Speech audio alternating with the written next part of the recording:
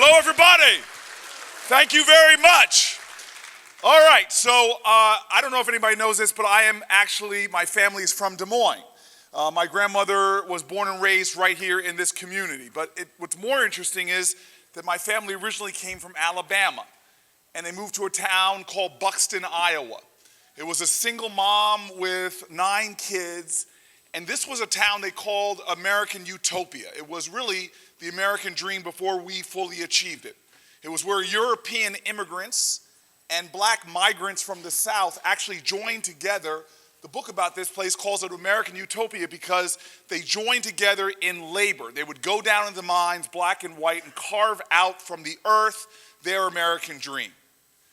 This is who we are. We are a nation that comes from hard work, from the dignity of labor, from the idea that if you are willing to work hard, join with your brothers and sisters, that this could not just be a country that works for your family, but we could be the country that is the example for the world. I'm here today with a deep recognition of where I came from. My dad, when he watched me go off to college and get these law degrees, my father used to always say, boy, you got more degrees in the month of July, and you ain't hot. Life is not about the degrees you get, it's about the service you give. And you're here because you come from folks who stood for each other, fought for each other, sometimes had to die for each other. My granddad, who married that Iowa woman, my grandma, he was a UAW worker. He worked on the assembly lines. The family got out of poverty on his side because they found work. And again, blacks and whites working together during World War II, building bombers to help this country defeat the Nazis. That is our proud tradition.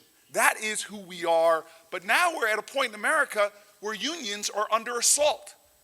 And it's no shock that as union membership has been going down, we've seen wages in this country remain stagnant. We see unions under attack here in Iowa, people trying to find creative ways to get around Davis-Bacon. You see these so-called right-to-work laws, which are assaults not just on unions, but on the ideals that unions fight for every single day.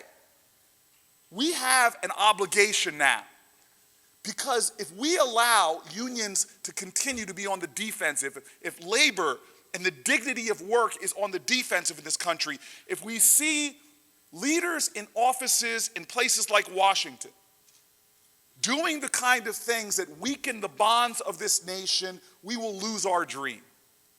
I'm in this race because I believe in us. I know what happens when we stand together, when we work together, when we fight. When we commit ourselves to the American cause to put more indivisible back into this one nation under God. And we and Democrats have to recognize this is a moral moment. We can't define ourselves by what we're against. We got to start defining ourselves by what we're for and who we're for. This election is not a referendum on one guy in one office. We know who he is. This election is a referendum on us, on what we stand for and what we're willing to fight for. And don't let folks try to tell you about our aspirations. I read the polls. I see Democrats, the highest thing Democrats seem to want, according to the polls and the pundits, is someone that can beat Donald Trump. And what I have to say is, can't we have bigger aspirations than that? Beating Donald Trump is the floor, it's not the ceiling. Beating Donald Trump gets us out of the valley. It doesn't get us to the mountaintop. It doesn't get us back to those values that got me on this stage, that pulled my family out of poverty, that pulled us together as a country. We can't allow our nation to fall into deeper and deeper tribalism. This is the time, this is the moral moment that we've got to come together. And I'll tell you, we can't let that which we're against to pervert our hearts, to make us into something we're not. I remember running on a stage here in Iowa. We were blown away, big crowd. I'm jumping on the stage. Big guy sees me. I'm a big guy. Former tight end for Stanford University, former All-American football player. The older I get, the better I was. And as I'm about to bound on the stage, big dude grabs me around my shoulder and says, hey man, dude, I want you to punch Donald Trump in the face. And I look at him and I go, dude, that's a felony, man. We are not going to beat him by using his tactics on his turf, fighting him on his terms. That's how he wins. We win how we've won before. We win how we got workers' rights, how we got civil rights, how we've got women's rights. We win how America has always won, by getting people off the sidelines, by letting them know that injustice anywhere is a threat to justice everywhere, by getting folks to stand up and fight for our values, energizing people, because democracy is a verb. Democracy demands sacrifice. Patriotism is love of country, and you cannot love your country unless you love your fellow countrymen and women. And I'll tell you this, love is not sentiment or sentimentality. Love says when they're coming after our public schools, that we stand up and fight for education. Love says if your kids don't have a great education, my kids are less off, so we're in common cause.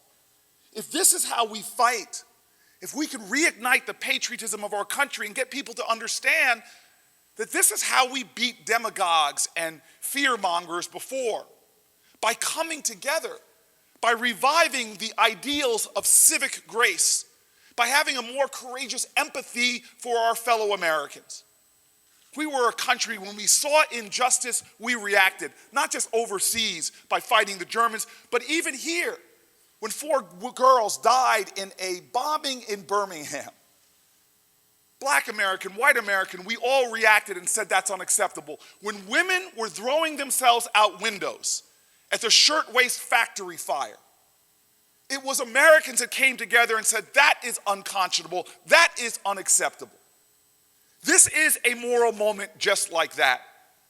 We have common cause and common purpose. Hell, we have common pain in this country. The next leader of our party can't be someone that is a safe bet. Oh, let's just find the person that can triangulate and get this done so we can beat Donald Trump. I'm running in this election because I know we can do more than that. I flew out this morning from the Central Ward of Newark, New Jersey, an inner city community where I see things that are just wrong. I see my neighbors working full-time jobs and then go into my corner bodega or the shopping center. They have to use food stamps because in this country we've so stripped the dignity of labor that one job is not enough. I see folks across the street from me seeing how their opioid addiction was treated with dozens of arrests before they found a way to get to treatment. I have shootings on my block. Shahad Smith killed with an assault weapon. And what are we about to do in this country? Send our kids back to school with the message that in this country, the strongest nation on the planet Earth, we can't protect you. So we're going to teach you in school now about reading, writing, and arithmetic and how to hide. That's not who we are.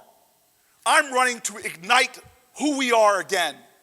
And how I got here, by workers standing together, not letting people sit on the sidelines, but understanding that the American dream is not possible without unions. It's not possible without public education. It's not possible without health care. It's not possible. And so I end with this. If you go to where Martin Luther King was shot in my parents' generation, you'll see words there from Scripture, but it ain't about religion. It's about our civic gospel. It's the words that Joseph's brothers spoke before they grabbed Joseph in his coat of many colors and threw him into a pit. Well, we are in a pit right now, and these words that they wrote where King was slain are the words that should call to the conscience of our country, and it's what I leave you with right now. It says right there where King was slain, it says, "Behold, here cometh the dreamer. Let us slay him and see what becomes of the dream." We now have to answer in our generation what will become of the dream. The dream that our ancestors fought for and died for. The dreams that they woke up their neighbors and their friends and were willing to come together and stand together and work for. This is a referendum on the dream. And I believe now we cannot let our dream become diminished or divided against itself. We've got to stand up, united, and say, I too dream America. I will dream this country anew. I'll dream with defiance. I'll dream with love, and I'll back it up with work. If we dream like that, and work like that in this election, we won't die in the pit. We won't just get rid of Donald Trump. We will rise. Thank you, everybody.